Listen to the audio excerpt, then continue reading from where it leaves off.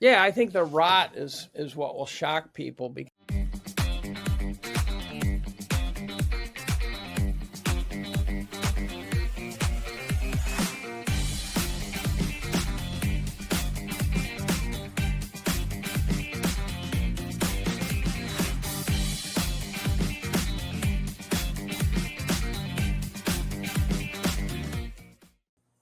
Welcome back to Metals and Miners. I'm your host, Gary Bohm.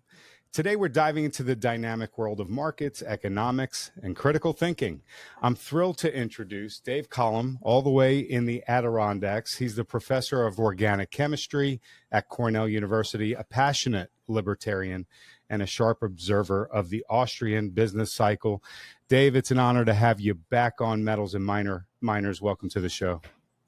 Yeah, I always like to come back. You ask thoughtful questions. Some podcasters ask dumb ones. Some just let me rant, which is fine. But then I'm like the kid on the playground who's got a helmet on, leashed to the jungle gym, trying not to get hurt, Well, I'll try to live up to that thoughtful questions billing. Let's see what happens here. Right. Okay.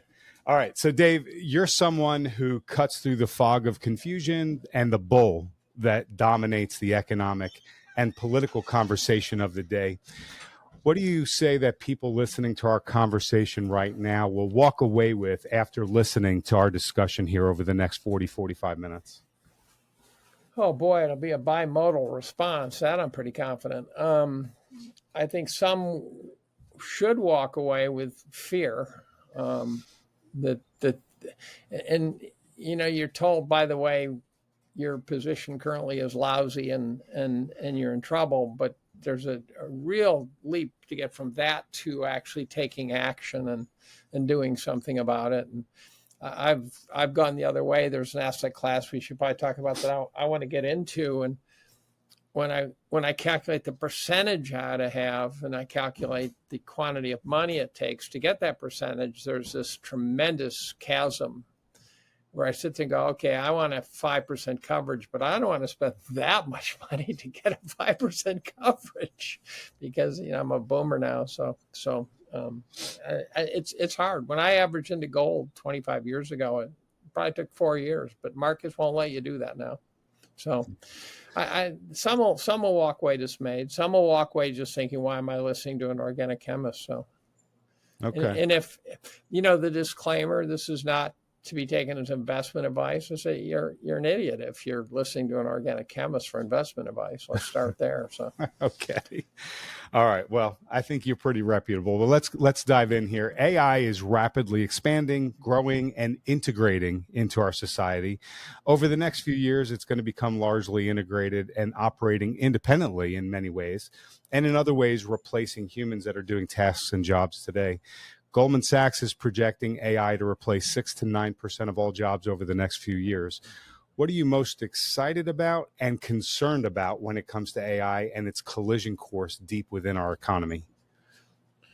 Well, the excitement comes from the fact that the searching works really much better with AI for a lot of topics. So, the Google search, I had a colleague tell me that Google's moat was insurmountable, and all of a sudden it's being surmounted, right? And the vandals have crossed the river. And so you used to get a page after page of links that you had to figure out which ones to click. And now you get these paragraphs that basically, I think of it as like the summary of the first 2 or 3 pages of Google.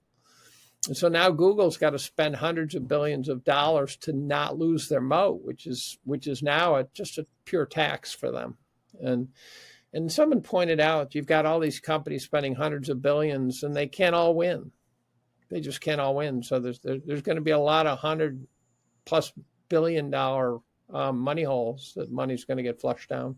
Yeah. So I'm not bullish on AI as an investment right now. I think it's going to be like buying bandwidth companies in the .com era. What are you most concerned about when it comes to AI right now for the economy? For the economy and for society, they're 2 separate things. One is that it'll be part of the next bust, and the next bust is coming. It always does. I think the next bust is going to be beyond nasty. Every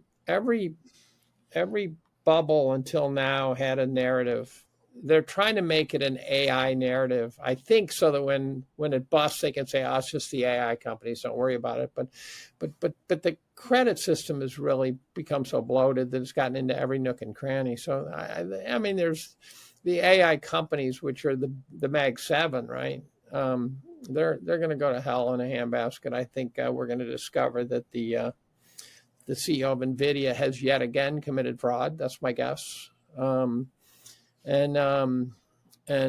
so there'll be that. I think, again, the downturn will be more severe. I think potentially more severe than 08, 09. And I think that the boomers are going to discover that the wealth they thought they had finally once and for all created for themselves is illusory.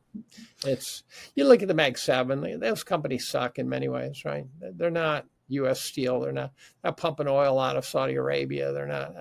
Maybe I'm just a Luddite, but if Facebook went away tomorrow, who cares, right? If Twitter went away tomorrow, who cares? If Tesla went away, who cares? So I definitely want to dive into the Mag 7 a little bit deeper here. However, before we get there, but what really scares me about it is I think that AI is going to make the system very brittle. So as it stands now, within the last 5 years, we've gone from calling someone for help and getting someone in Guatemala to calling someone for help and getting a computer. And what I wonder is what's going to happen when the software is being written by AI. And so they're literally, and it's not just that, but we literally will not be able to find a human being to intervene to help you solve a problem which is not being helped. And so I think the whole system's going to be very brittle. It's going to be a big fuck you. So it's like going to the grocery store and all of a sudden says, sorry, your credit card doesn't work. Interesting. Now what do? And you go, well, that guy with the IQ of 80 at the cash register is not going to help you. No offense to the cashiers, but I had to use some sort of metaphor there.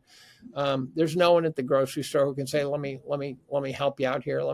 We can override the system. The system won't be overrideable, not as in like some sci-fi movie. It'll just not, no one will know how the system works. It'll be too complicated.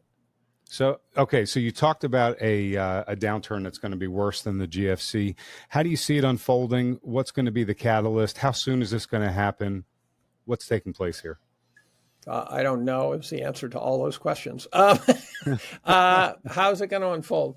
The markets appear to be, to me, artificially elevated. It doesn't look euphoric. Every day it just looks like some sort of monotonic drumbeat.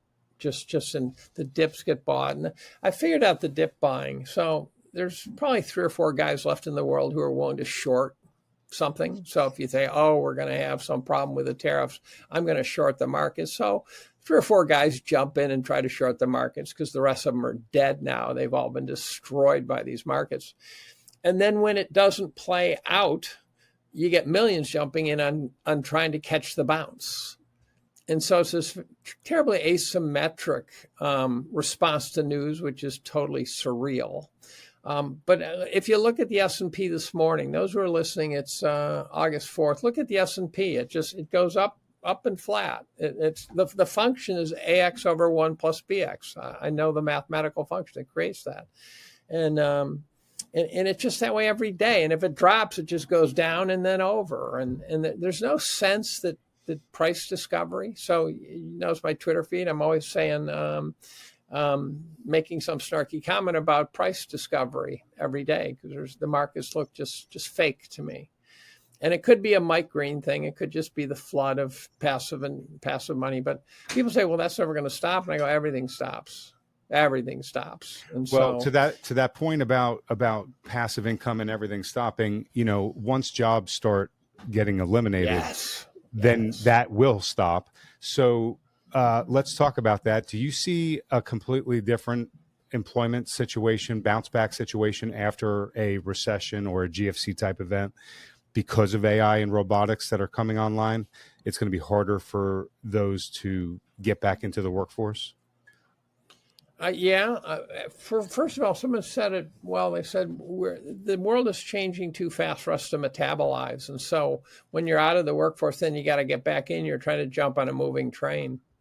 And so I think that's going to be hard. I think when they come back, I think to the extent that they drive rates down again, I'm one of the only guys on Twitter that thinks that the Fed should hike rates. Everyone's talking about, well, you got to reduce rates because this and this and this. I go, are you forgetting the fact that the Fed dropped rates too low for too long, too goddamn many times? And so don't you think it's time we just stop? We just stop doing that? And so to me, if a Fed funds rate in the 4s is too high, we're already in big trouble, because that's historically a pretty innocuous number. And so I think the Fed should leave the rates there. I'd love for them to say, look, we're going to lock them at 4 or 5 or whatever for the next 20 years. Now set your prices, set your market, work around that. Hayek said you can deal with unfair rules as long as they're not changing. Yeah. But they're changing. The markets are trying to reach equilibrium, and the Fed's trying to get them to not be at equilibrium. Their goal is always, the markets are wrong, therefore we are going to do X. 12 idiots at the Fed, 12 total idiots. I call them idiots because they're too stupid to realize that they shouldn't be doing that. All right, let's go back to the Mag 7. Dave, the year before the pandemic, 2019, there were 2 companies that had just passed over the $1 trillion market cap for the first time in history. That was Apple and Microsoft. They ended the year around $1.2 trillion. What year was this again? Remind me. What year 2019. was it? 2019. Yeah. So 6 years later, here we are. There's 11 companies with at least a $1 trillion market cap, 6 over $2 trillion, 3 over $3 trillion, and 2 over $4 trillion. This has been an absolute explosion of capital thrown at these companies. It's unprecedented in both the amount of capital and the amount of time. Or it's an amazingly overreaction to not that much capital. Well, so when you throw because when you throw capital at a market, it doesn't go into the market. So if I put $1,000 into my 401k and say buy equity, someone sold them to me. So the capital is not driving it. What it means is there's no. So it means people's personal preferences to have a higher and higher percentage of commitment to equities. I think of it as this universe where they're all balloons and capital doesn't flow at all, and the balloons just expand and contract against each other. Well, that tees up my question perfectly. So how justified are these balloons, these market cap levels? How much of a risk is everyone really taking here? And if money stops flowing, or if air stops blowing up these balloons, right? Then what alternative does the capital have, and what are we looking at here? Well, so let's say I'm going to pick artificial numbers. Let's say the M2 of the world. I've had people say M2 is not a good measure of inflation. Well, if it's not, then I don't know what is. But let's say M2 is $100 trillion. Let's say the world markets are $500 trillion, right? What you've done is equity investors have collectively decided that they want to have 5 times as much equities as cash equivalents, right? And that's a huge ratio. Now, during bad times, they might want to have a 50-50, right? During really depressing periods in equity markets, they'll go down to 50% fixed income, 50% equities. That means that's probably an 85% correction to get down to a 1-to-1 parity. And that doesn't require some point, yeah. Would you want to make the bet that never again we'll get to 1-to-1? No, and I wouldn't want to make the bet that the business cycle's over or there's no more recession. You wouldn't want to make the bet that there has never been an overvalued market that didn't become cheap, never. And so the question is when and by how much and by what path, and that those questions cannot be answered, as evidenced in my skull by the fact that the markets are absolutely non-responsive to things they should care about. And if it was hundreds of millions of investors in a madness of crowds, in a wisdom of crowds, period, where each individual investor doesn't know what they're doing, but collectively they're getting it right, which is by the idea behind democracy too. Collectively we're getting it right. the markets would adjust. But they're not. They're no longer doing that. And in the wisdom of crowds, he points out, when the decision making starts correlating, you lose the wisdom of crowds, and it's hyper correlated with passive investing. Give us an analogy in your own thought process here, and use you could use the air blowing up the balloons here. Give us an analogy to the level of risk that currently exists with everybody pouring all this air, pushing all this air into these few balloons. I'm sure I've done it for you, but if you look at the last 40 years, everything was in our favor. We had tailwind after tailwind. The Russians were selling resources. Chinese were selling slave labor at labor wages. U.S. demographics were phenomenal. And interest rates went from 16 to 0, essentially, right? And so those are all tailwinds of the kind that even Warren Buffett likes, right? That's all over. That's all over. Now, does it mean the markets are going to go down immediately? No. Back in 2007, I couldn't believe the markets wouldn't drop either. But by 2009, they had. If the market's correct, here's the model. If the GDP grows 2.5% a year, which is, I think, a generous assumption. Guys like Howard Marks put it more like 2.0% over the 20th century, which strikes me as a pretty good century. Then if GDP grows at 2.5% a year, if we're 200% over historical average valuation, which I can make the case if you want me to, it will take 45 years for a 2.5% growth rate to get us to historically regressed average valuation, which will not have moved us one penny. So 45 years from now, if we've regressed to the mean and the GDP has grown steadily, if we've regressed to the mean, which you might say, well, maybe we won't. I go, have a ball with that assumption, which, by the way, is the most probable place to be, because in a bell curve, that mean is the highest point in the curve. I think Scott Bessent, though, is expecting, or at least the narrative that he's saying is growth is gonna be higher than that. Better than the 20th century? Well, I'm not speaking for him. But do you think if you pressed him, do you think he'd say we're going to get better than the 20th century growth rates? I don't know what he would say, but I know after austerity no longer was working as a narrative, he switched over to growth is going to be greater than debt. Well, so already, therefore, he's in full bullshit mode then, right? It means that he's now got a new narrative already. Yeah. So I bet Bessent has great reputation. I don't doubt that Bessent's smart and stuff like that.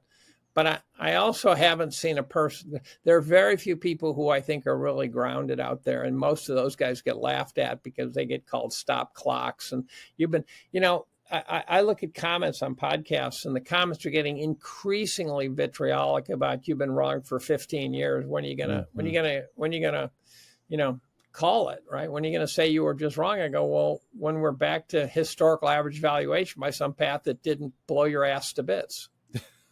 Right. All right. Let's switch over to debt. The debt discussion, it just leaves everybody weary, but the U.S. has $37 trillion in debt. It's growing at a clip of $2.5 trillion annually. It puts the U.S. on a collision course with $50 trillion in debt in 5 to 6 years. That said, they've clearly kicked the can down the road for years and years, preventing some type of crisis or brick wall moment. The Social Security Fund, it's projected to be completely liquidated around the same time as it hits that $50 trillion. There is no Social Security Fund. Let's stop right there. There never has been. Okay. There's no trust fund. There's no lockbox. There's nothing of the kind. Well, we bring in the money, we spend it, we say we'll find it later. That's all Social Security's ever been. Okay, fine. We can get into semantics. Maya McGinnis, who is the president for the Center of Budget Fairness in D.C., I interviewed her about a month and a half ago. She was telling us that the Social Security Fund will be liquidated sometime in the next 5 to 6 years. So I'm just putting that out there. Do you see an inevitable brick wall crisis collision at some point coming up because of the debt, or do you think they're just going to keep pulling rabbits out of the hat and kicking the can down the road, evading a crisis indefinitely? I don't see it either. The brick wall's too abrupt. I think we're going to slowly but surely, this is going to be kind of a Lacey Hunt thing. We're kind of get more and more sluggish and rot. I think we've been in a recession for years. And the way it's been hidden is that we read inflation wrong. So if you're misreading inflation 4% low, and your GDP is 2.5%, it means you're in a recession, and that's been going on for potentially quite a while. I don't have hard numbers, so I'm kind of winging this, but I looked into how they calculate inflation and stuff like that, how they correct for it, and it's not very good. John Williams would agree with you. John Williams, Chapwood, Butowski would agree, but those guys might be coming in too hot. I'm not convinced their numbers are right, but somewhere between CPI and those guys is probably the answer. But most people go to the store and say, look, if you're telling me inflation's tame, you're dreaming. Exactly. And you look at your taxes, your real estate taxes, and your car insurance. It keeps going up.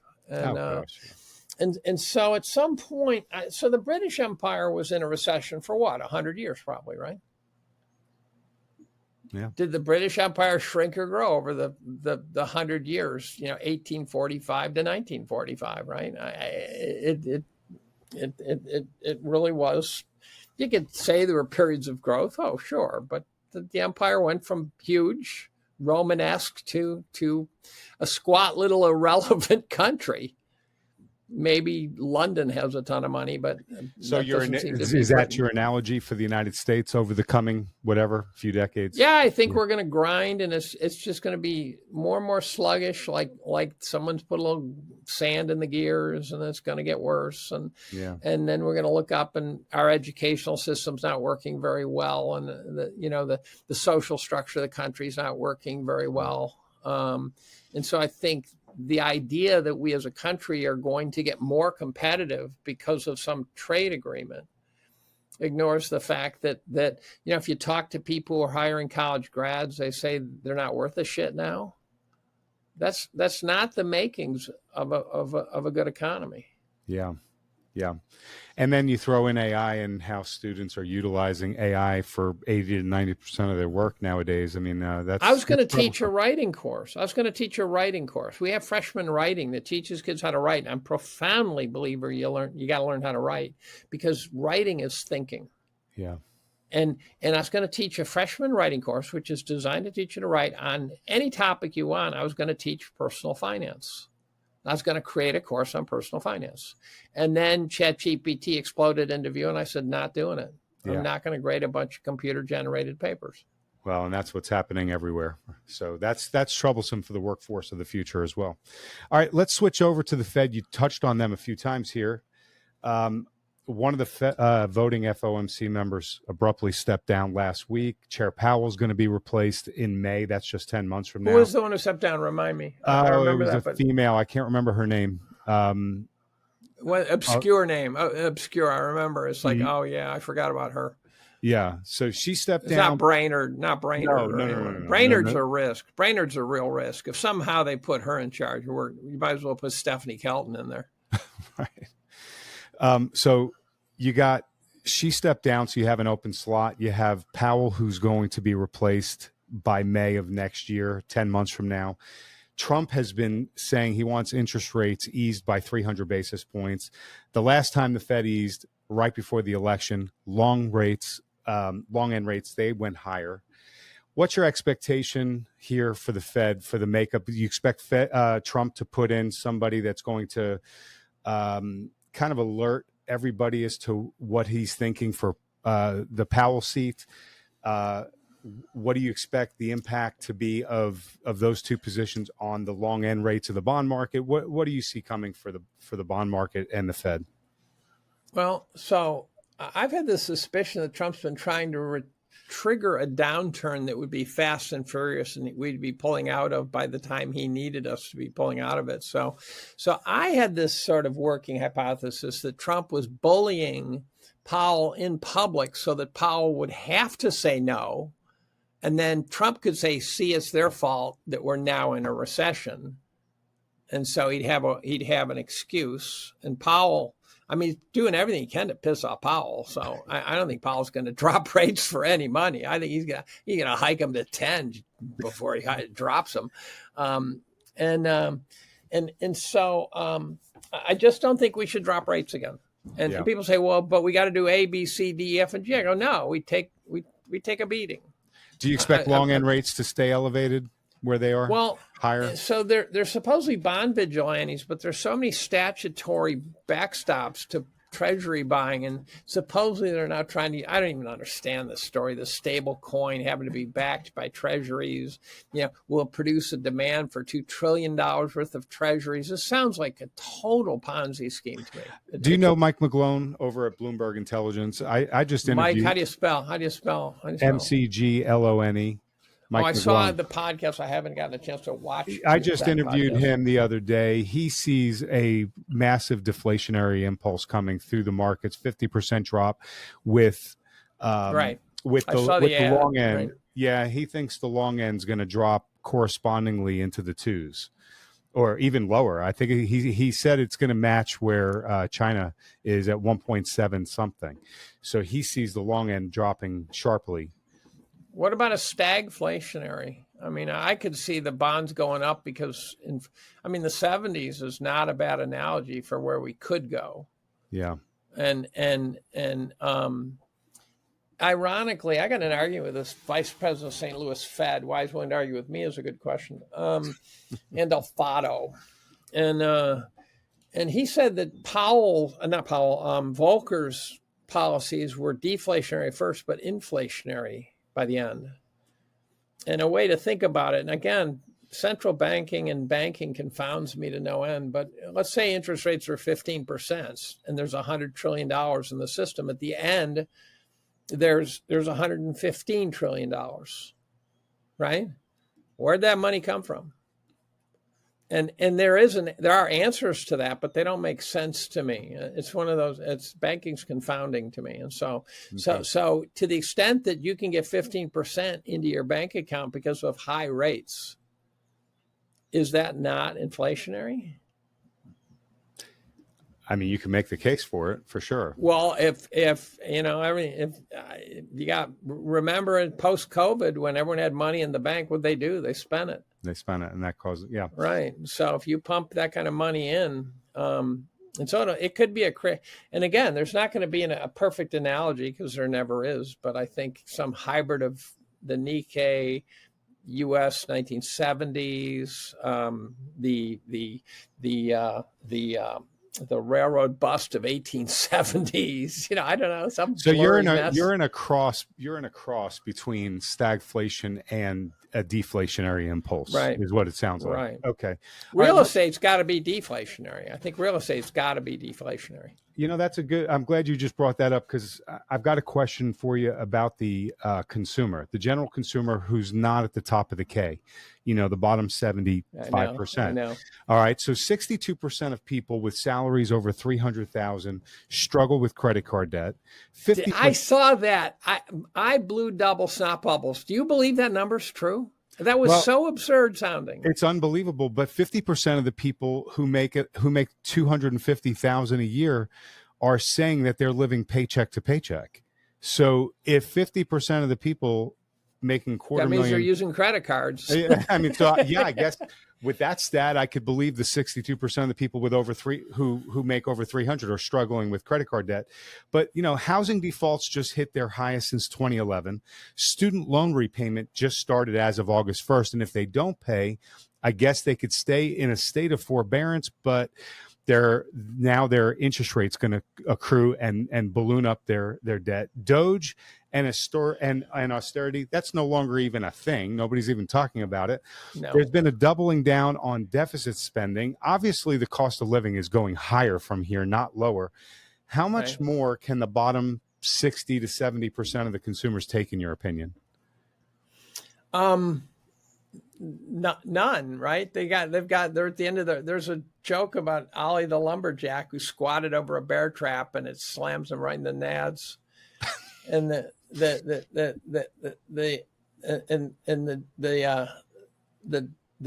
doc said, "Oh, that must have hurt. That must have been unbelievable." I said, "Well, it was even worse when I hit the end of the chain." Oof. And we're going to hit the end of the chain at some point. You can only go so many tens of thousands into credit card debt. Now, the student loan debt, they're not going to pay it. It's just going to keep accruing. But think of what it does psychologically to this entire generation of kids who are promised, look, all you do is you go to college, go to Cornell, right? What a great school. And just get a degree from them, and they go, okay, I'll major in sociology. Excuse me, we didn't mean that.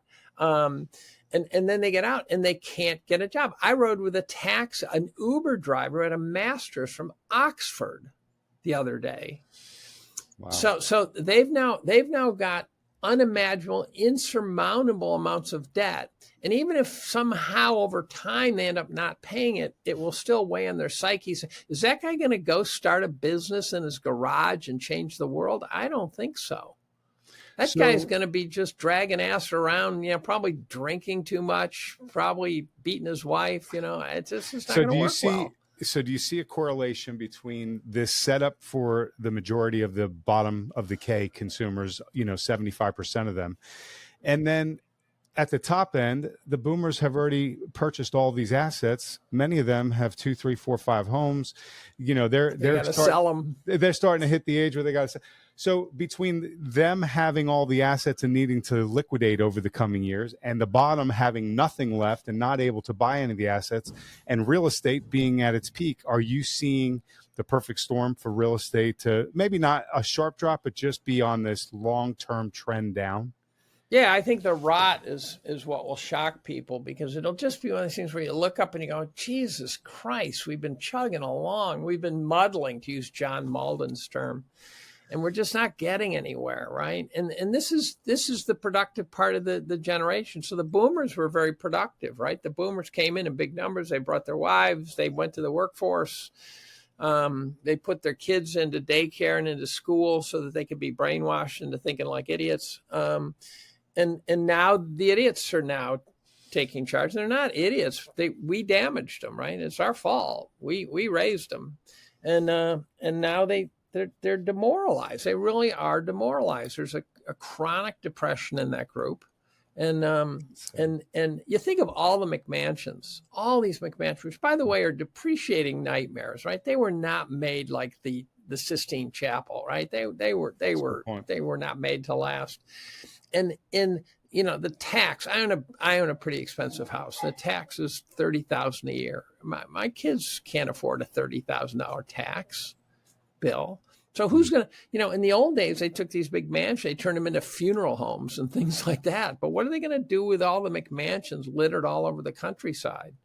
Yeah. They're turning malls into healthcare centers and stuff like that to service the aging boomer, which will add to the GDP, even though I'm going, let me see if I got this right. So you're saying the most rapidly depreciating asset in the world, the boomer generation, is now a money pit for healthcare. Yeah. Kind of like a whole fleet of 20-year-old Corvairs that are on their last leg. And you're going to call that GDP? And you say, if we were not sick and we didn't need healthcare, would we be better off? And if so, then the answer is that's not GDP then. You're not producing anything. It's the cost of depreciation.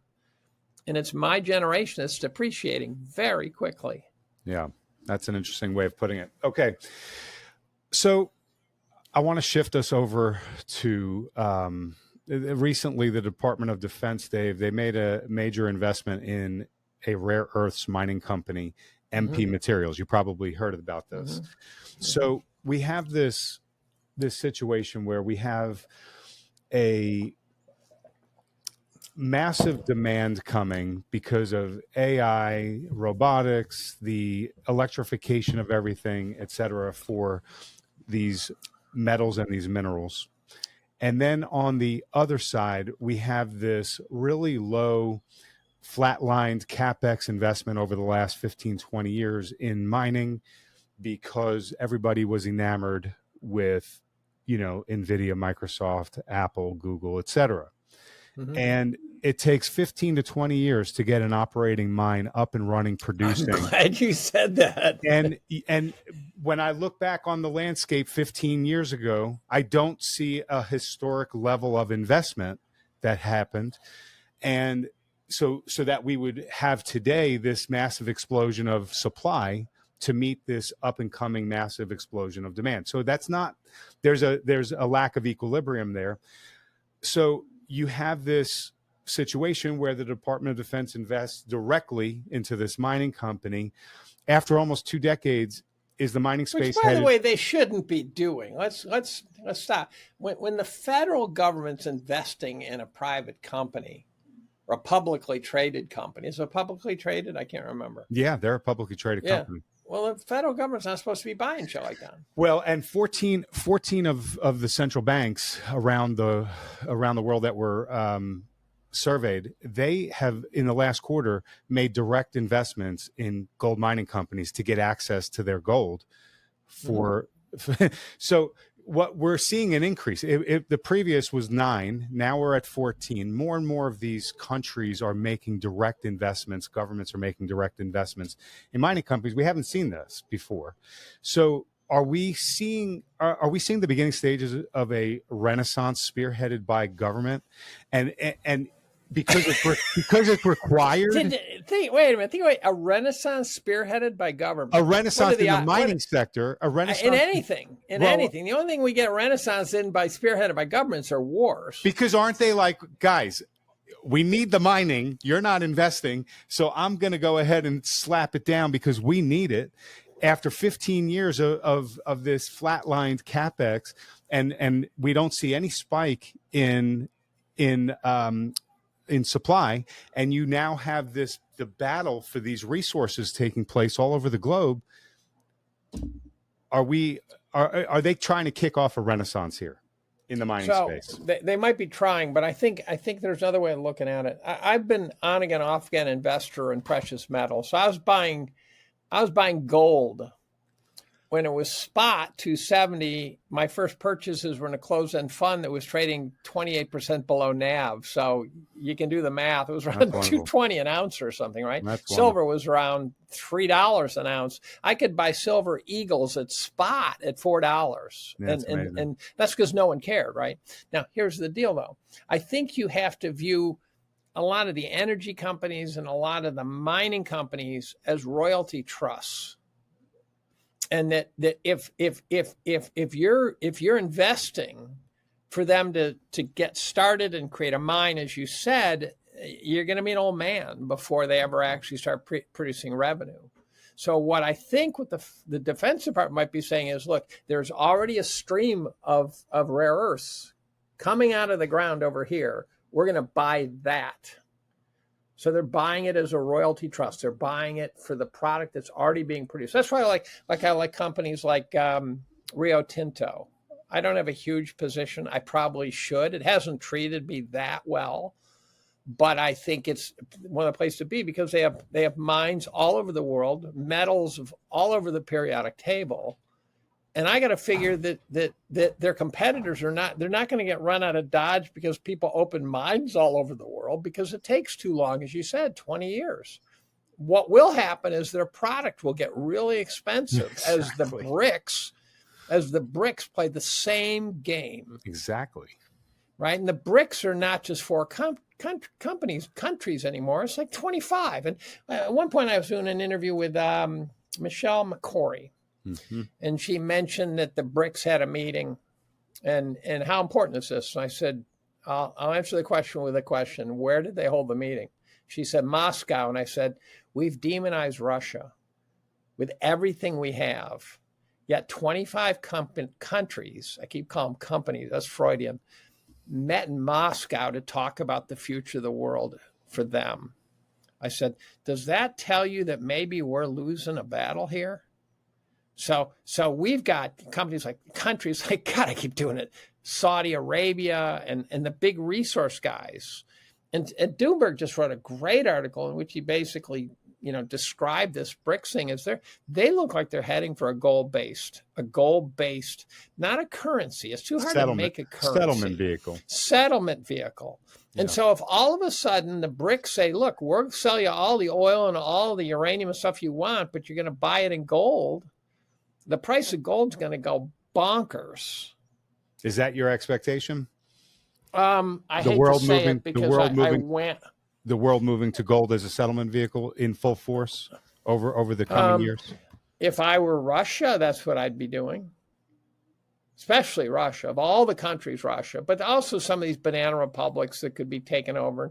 I know we got the Bitcoin guys saying we should use Bitcoin. If you want to get an alternative view of Bitcoin, Michael Ferris did a podcast with Aaron Day about a week ago. And it was the scariest podcast where Aaron talked about all the different things that are actually going on in the digital world that are dangerous as hell. And it was very compelling. I'm going to watch it a second time, which I rarely do. So the gist is, I think the mining supply is so unresponsive that what you want to do is bet on the price of the commodity. Mm-hmm. And Einhorn said that one day. Whether was it to me or in an article, I can't remember, but we chat a lot. He said, invest directly. So if you like platinum, don't buy the miners, buy platinum. And people say, well, the miners are sort of leveraged optionality. I go, yeah, but South Africa can take them, right? Invest in platinum, and platinum's one of the bullish bets that I'm willing to make. And in fact, I've been watching platinum for years flatline. And I talked to a guy who's a big platinum bug 2 days ago. He's a money manager, and he was big on the miners, but they're so complicated. And we both agree platinum was flatlining. It looked like someone was anchoring platinum, maybe to hurt Russia. I don't know, right? Lawrence McDonald is pretty bullish on platinum himself. Well, so I've been watching. I asked Peter Brandt for technical analysis on the platinum chart to see if there's some moment where I should say, now I got to move. And this is the asset class that I say I want X% and it's going to cost Y dollars and my brain cramps, because fortunately to get a 5% position in platinum, which if you're below 5%, why even bother? Right? Platinum, if you're 5% and it goes to zero, which it never will, you had a bad day, right? It was a nothing. It was 5% of your portfolio went to zero. So what? It's a bad day. Yeah. And so I probably bought platinum 6 times, starting at around 1,000 something. I picked a price. I said, when it ticks this price, according to my totally unskilled technical analysis, and with the help of some others who talk about breakouts and this and that, I said, I'm going to start buying when it hits this point. And I bought every top over that period. And I'm still not close to a good position, because this is not 99 to 2003 buying gold. This is platinum buying it with the attention span of a fruit fly.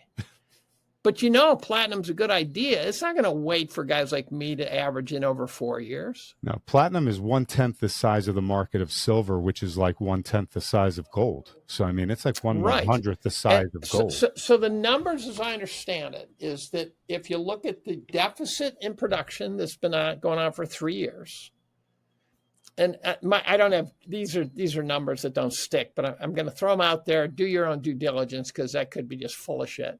If you do the deficit production, you look at the above ground supplies, we run out in about a year or two. How is that not bullish? Yeah. And by the way, hybrids, which look like the place to be, electric vehicles don't. I wouldn't buy one. Hybrid seems like a great sort of stopping point for the technology, not the EV. Use more platinum. And they use rhodium. That's what the guy told me 2 days. I didn't know they use so much rhodium. But platinum never gone through a meme phase, and they use more platinum because the catalytic converter, because it's only used occasionally, burns colder, and so you need more platinum to deal with the catalytic conversion. Well, this has been a wonderful conversation. I know everybody has been enjoying it, that's been watching it. Let's finish off our discussion with an asset ranking lightning round. Right. We'll try to flow through this really, really quickly. Okay. So this is based on where we're at right now. Right now, your opinion right now. This is what I would do if you gave me $1 million and said invest it. Yeah. How would you do it? Yeah. That's perfect way of looking at it. So gold On a scale of 1 to 100, 100 being an extreme buy, 1 being an extreme sell, then just give 1, maybe 2 sentences as to why you take the position. We'll try to flow through this real fast, okay? All right, we'll start with gold, 1 to 100 and why. If I had none, which I don't, I have quite a bit, I'd put it near 100. You got to have some. You do the Ray Dalio. Okay. Gold miners, 1 to 100. I put them further down because the opening in the ground with a liar at the opening is always a problem. I just don't trust them. And I keep hearing how cheap they are, but when I look at them, they still don't look cheap. So I put those down. You probably ought to have some. I put those closer to, I don't know, 70. Silver, physical silver. Oh, that could go way the hell up there too. So I got to put that near gold at the top. Okay, so that's a what number? 90s. 90s. Somewhere in the 90s, yeah. Okay. Silver miners, do you same as gold miners? Good luck finding one. Let's start with that. And there's very few pure plays. Same with the gold. It's one of those liar problems. It's one of those ones. I'd talk to Rick Rule and have him tell me what to do. Okay. All right. Copper. Copper is a real paradox to me because copper is both Dr. Copper, which does poorly when the economy turns down, but also could respond to an inflationary environment. And so I do not know what to do with copper. So I have some copper exposure with these big mega miners, but I don't know what to do with copper. So you're putting it at a 50, right in the middle?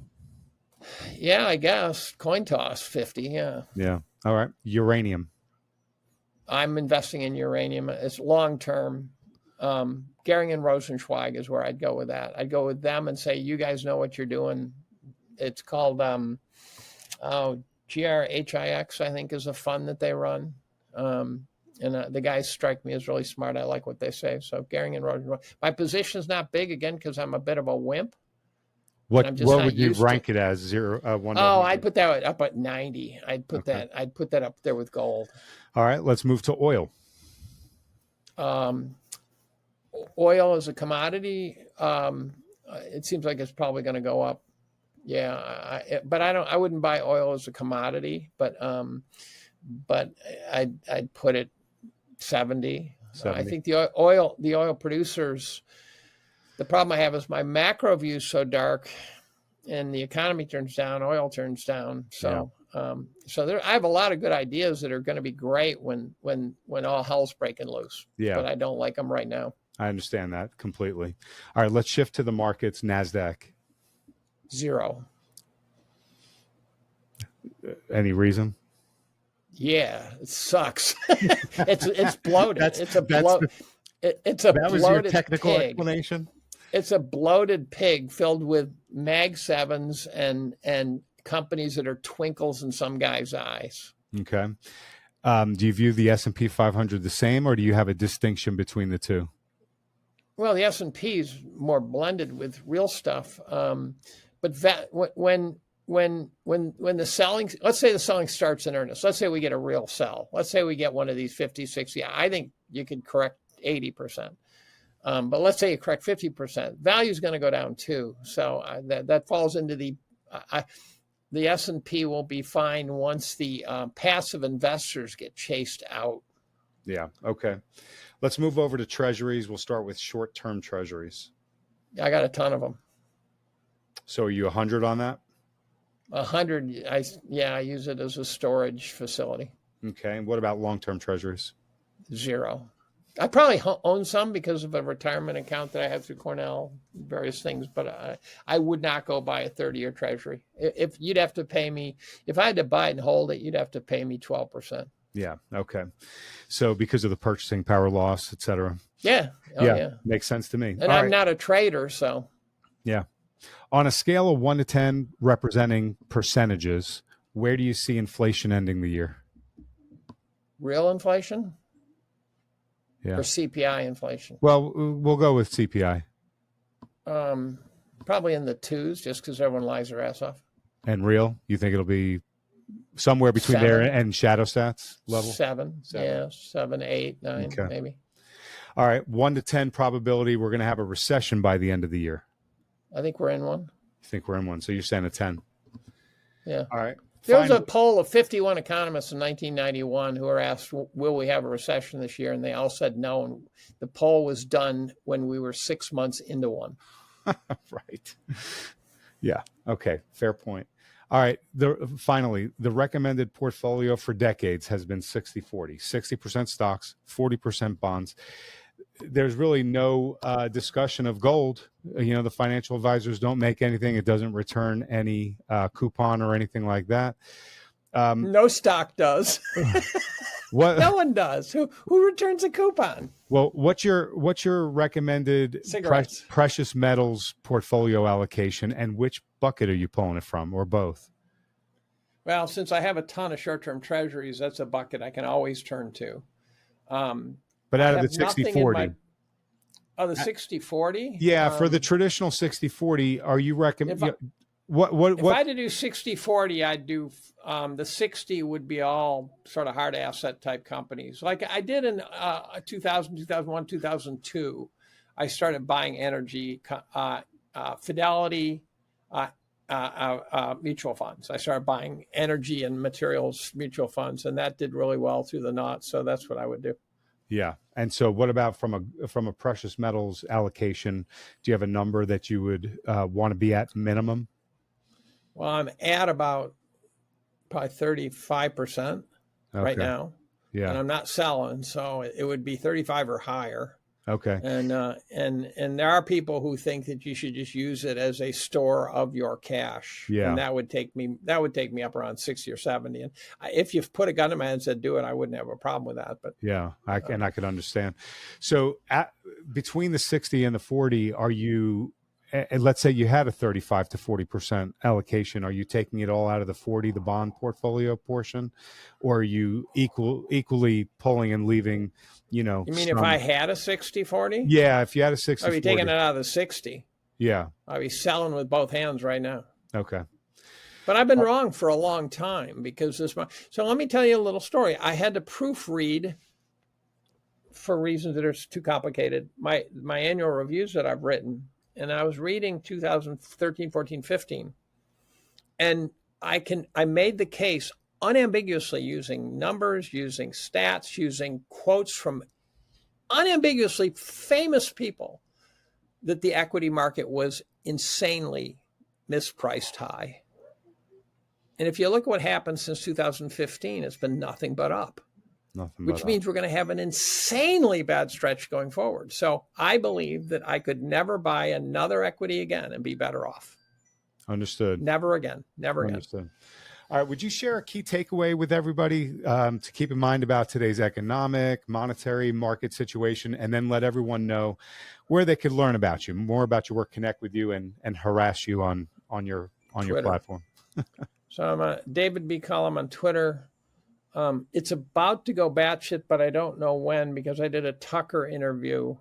I fear it's going to be boring as shit. I think it's probably not going to be as entertaining as this one, but no offense, but Tucker is a bigger audience. And, slightly. Yeah, slightly. And so what I'm most intrigued by is what happens when it gets posted. It was supposed to be posted yesterday. When I recorded it, they projected August 3rd, and I keep getting, booted by the president of Iran and guys like that. So yeah. I'm shocked. So I don't know, maybe tomorrow, who knows what, but, so you can find me at Twitter. That's pretty much once a year I write a blog. And I've been thinking a lot about, in the context of this rereading old ones, the idea of marketing a blog by writing once a year. If you did one podcast a year, you'd pretty much not be feeding yourself on podcasts.